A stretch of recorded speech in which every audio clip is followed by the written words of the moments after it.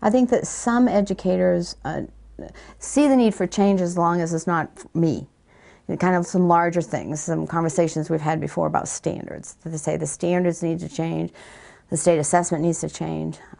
But when it gets into their environment, changing how they group kids or schedule kids or how they're teaching them certain strategies, I think then that's when the wall goes up a little bit.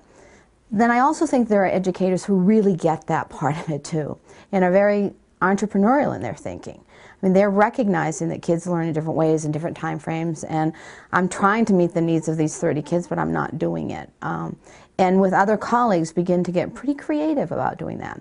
Inevitably, however, they bump up against the industrial age delivery system. The two foundational understandings about learning, about human beings, I mean, not just kids, okay, all of us, we learn in different ways in different time frames. And everyone says, when you say those two things, they say absolutely, absolutely. But then the next question is, what do we do in schools that flies in the face of those two things? And when you start answering that, you say, well, this, and oh my gosh, and this, and this. I mean, just think about that for a minute. Those two governing principles around learning, and we don't deliver learning to support those two things. So why are we surprised we have kids that are failing? We define in Inevitable a professional is someone who actually operates from and acts on the research in their profession. I mean, that kind of logically makes sense. So again, it goes back to, if you look at the research on learning, it's really quite clear of how human beings learn. It's clear how human beings are motivated to learn. And yet, we don't model that. We're trying to motivate kids by having sanctions and controlling them, trying to manipulate them, as opposed to saying, here's a goal, success breeds success, here's where you are in this goal, I'm going to give you feedback on it, you're going to keep track of it, we're going to build on that, and I'm going to constantly be giving messages to kids that I exist so that you will be successful. We're going to chart this goal, and as you get better at it, you start doing that with kids. And we say to teachers, just try that. Take a goal and have them track and see what happens. The motivation is inherent in them. It's not boot camp. See, I'm not a drill sergeant, and this isn't boot camp. This is learning. This is a learning environment. Just be careful you don't throw out the baby with the bathwater. It's a great metaphor. We're very successful using metaphors with teachers because it can kind of bring you back very quickly to the points you're trying to make. That in schools, there are things that we've actually been doing since the beginning of time about understanding learning that really are baby. They're things that are based on research, successful experiences. They're very grounded. There are other things, however, that are bathwater, that are things that we've just kind of always done it that way, sometimes out of convenience for adults. And so helping people to understand those two things, but it gets a little bit tricky.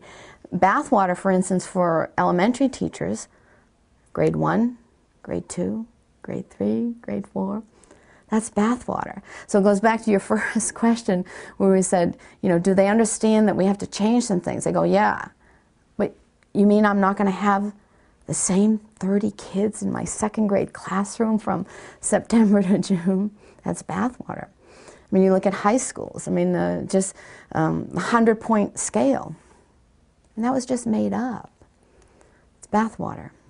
So it really gets, when you start talking about those things, those are hard conversations to have, but we have to ask them and have those conversations. And it brings us back to the vision. You're saying, wait a minute, does this practice support what we're saying that kids learn in different time frames?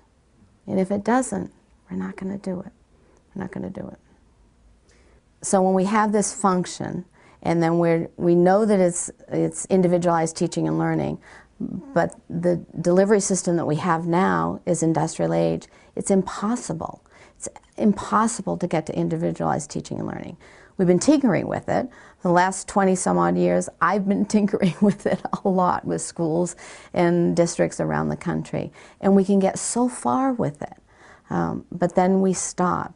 What we've really come to understand is we have to leapfrog over that system.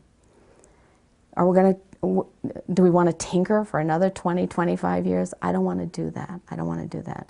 So let's take that step. And that's what other industries have done, is they leapfrog over some things that are kind of an old-fashioned way to do it. There's been a shift, and that's probably with a lot of educators. The shift has happened, and it came with standards, it came with No Child Left Behind, that our role is to not sort out talent anymore, it's to develop it. Because I mean, for me, it's always been a moral imperative. I mean, it's just not okay to have throwaway kids. But now it's an economic imperative. And, by the way, a legal imperative. But so if it doesn't get you in your heart, maybe it'll get you in your pocketbook. That we can have kids that leave us who don't have knowledge, because those jobs aren't there anymore. So they're not going to be able to have jobs to raise their families. We're going to have to support and raise their families. So, so I think that the industrial age required us as an educational system to behave in certain ways, and it worked fine. The problem is we're way beyond the industrial age, but our organization is still behaving that way. When you look at a lot of the questions in the state test, they're all about reasoning. They give the content, and they're asking kids to see a pattern and make a prediction. Do we teach reasoning processes explicitly and directly? I don't think we do. So either I'm going to I have a choice here. I can spend my time being cranky about it or being smart about it. I understand learning, and I understand what that assesses. And I do understand that there's way too much content.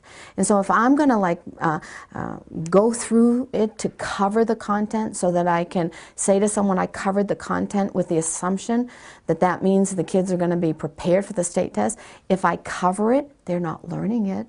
That's not, to learn a concept, you have to construct meaning. To learn a skill, you have to be fluent and automatic. If I'm just zooming through it, so let's step back a minute and say, let's understand learning, and let's help kids get a general vocabulary, get quick at certain skills, have some reasoning processes.